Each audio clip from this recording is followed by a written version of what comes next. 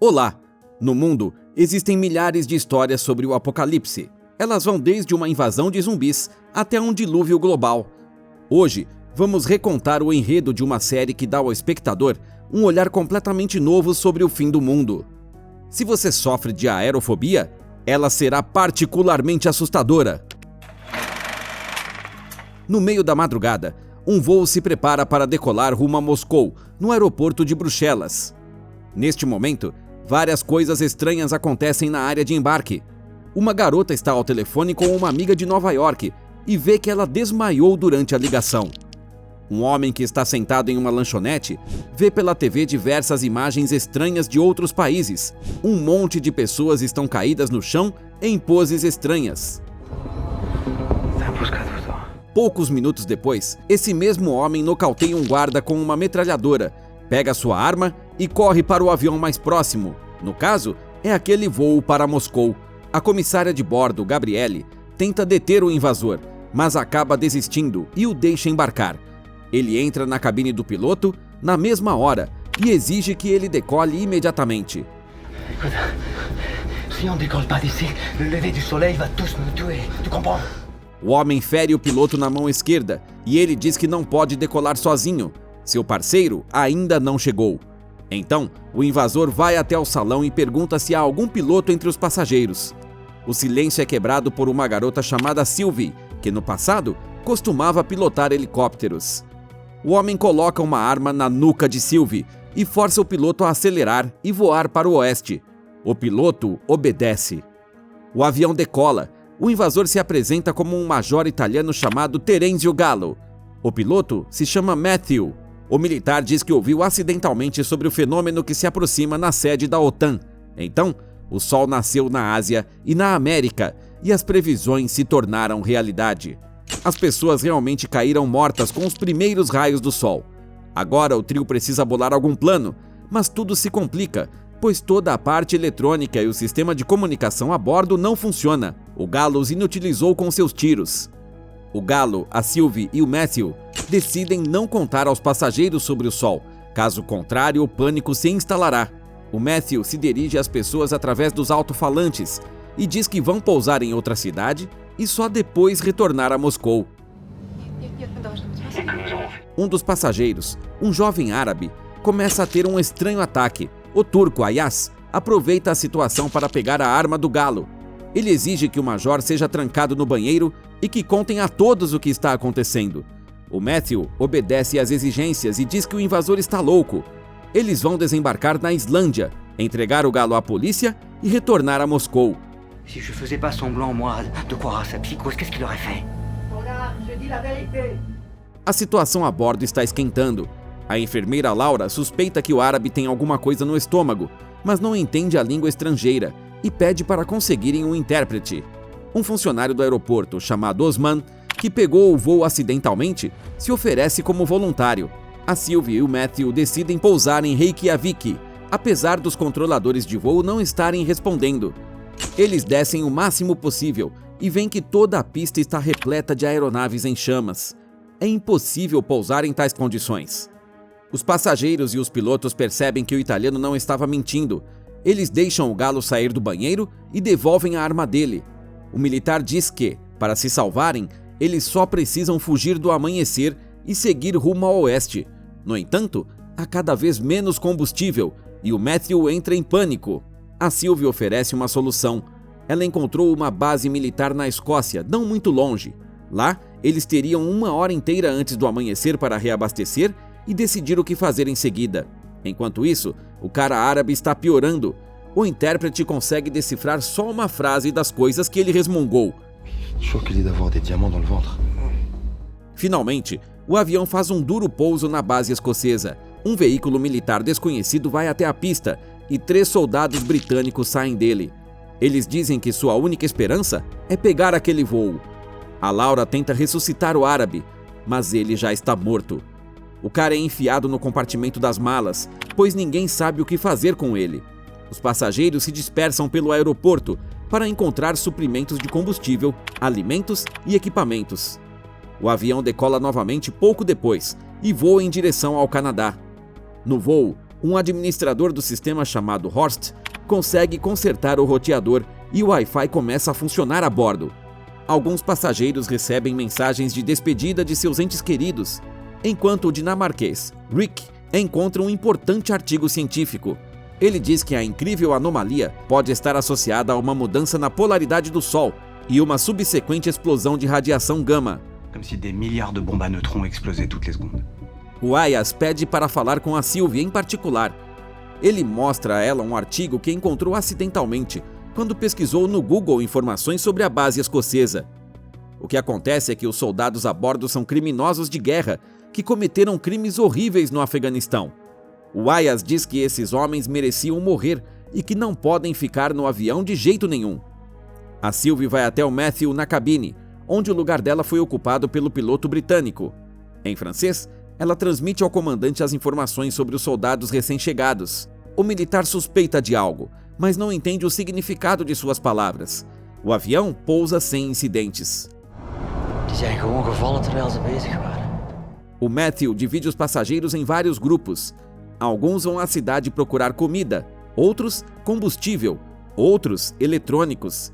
O piloto dá uma última tarefa para os britânicos, para que haja uma razão para se livrar deles, mas eles se recusam a ir sozinhos e exigem levar a aeromoça Gabrielle e o mecânico Jacob com eles.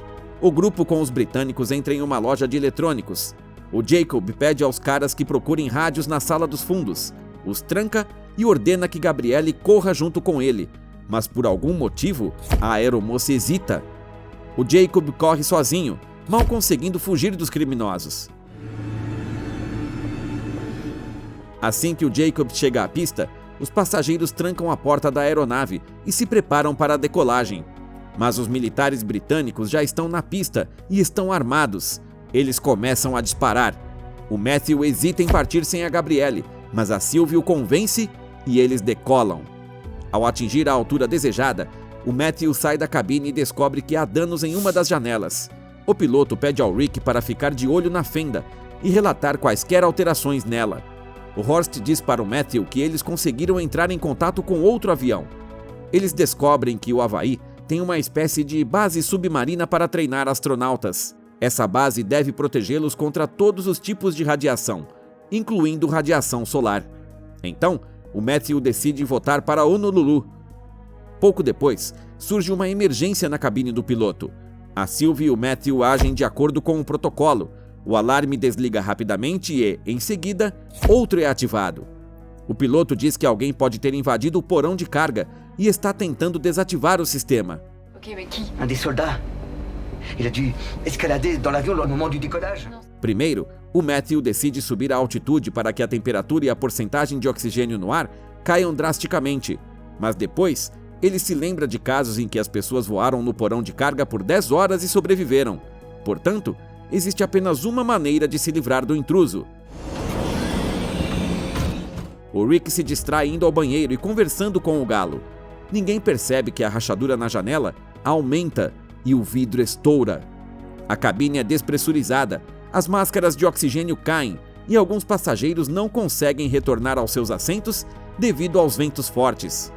Finalmente, o Jacob consegue fechar o buraco na cabine com uma placa de metal. O Matthew informa aos passageiros que eles não terão tempo de voar para o Havaí antes do amanhecer, então eles terão que pousar no Alasca. A Sylvie diz para o Matthew que a hidráulica continua dando problema, o que significa que o militar no compartimento sobreviveu. O piloto não tem escolha, a não ser enviar o Galo, o Jacob e o Ayas para o porão de carga com uma metralhadora. Quando o trio volta a bordo, todos os passageiros olham para o Ayas com descrença. O Matthew pergunta se é verdade que o turco abriu a barriga do jovem árabe no Canadá e tirou os diamantes. O Ayas tinha um punhado de esmeraldas no bolso e diz que aquela é uma antiga relíquia nacional. Ele mesmo pagou para aquele cara para transportá-la, mas ele desobedeceu às instruções e morreu. No entanto, os passageiros não apreciam a honestidade do Ayas. Eles o chamam de assassino e votam para que ele seja punido. O avião pousa no Alasca e o Matthew informa que eles não vão conseguir chegar ao Havaí tão cedo.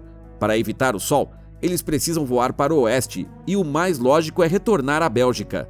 O Rick, enquanto isso, sugere deixar o Ayas no Alasca. Os passageiros decidem votar.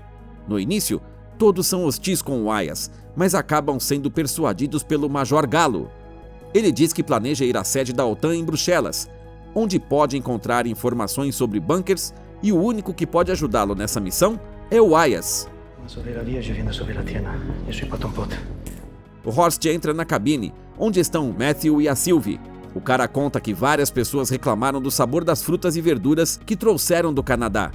Na opinião dele, a culpa disso é a radiação, que não só mata pessoas, mas também altera o DNA dos alimentos. A Sylvie percebe que durante a conversa com Horst, o Matthew se comporta de maneira estranha. Ele grita, fica irritado e transpira. O Rick e o Ayas o levam para fora da cabine e os passageiros pedem ao piloto que ele descanse um pouco. Ele diz que está tudo em ordem com ele e que só precisa ir ao banheiro e se lavar com água fria.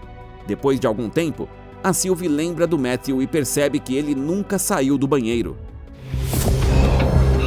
Todos os sintomas apontam que a mão machucada do Matthew causou uma sepse.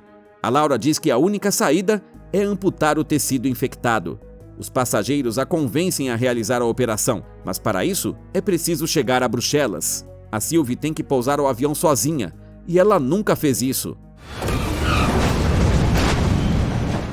Agora, a equipe tem 2 horas e meia.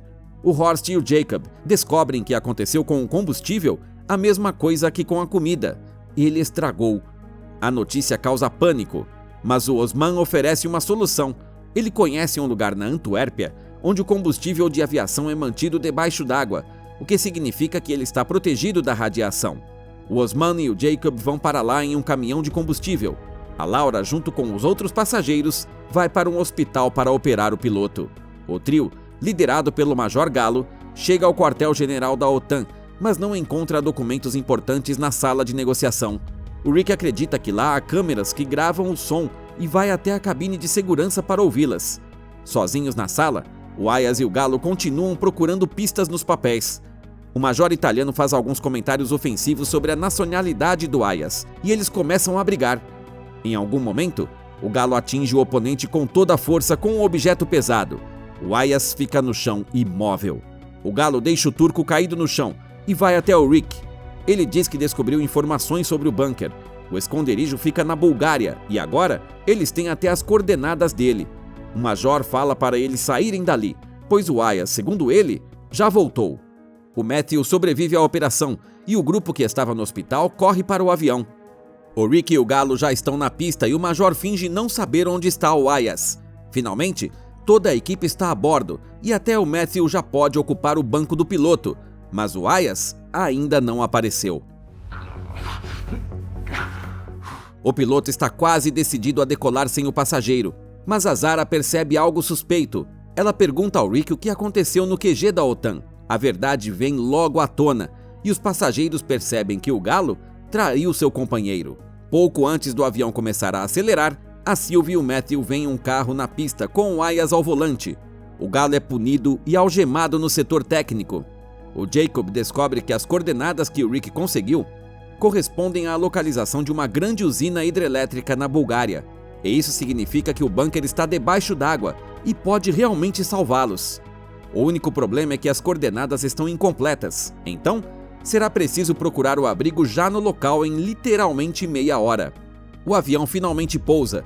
O grupo se divide em 2 grupos, um liderado pela Sylvie e outro liderado pelo Ayas. No meio do caminho, o Ayas se sente mal e por culpa dele, o carro sofre um acidente. Enquanto isso, a Sylvie, o Matthew e os outros passageiros já estão passando pelo portão principal da estação. O problema é que eles são eletrificados e se fecham. A única maneira de mantê-los abertos é manter um botão constantemente pressionado. Para a surpresa de todos, o Galo se voluntaria para fazê-lo.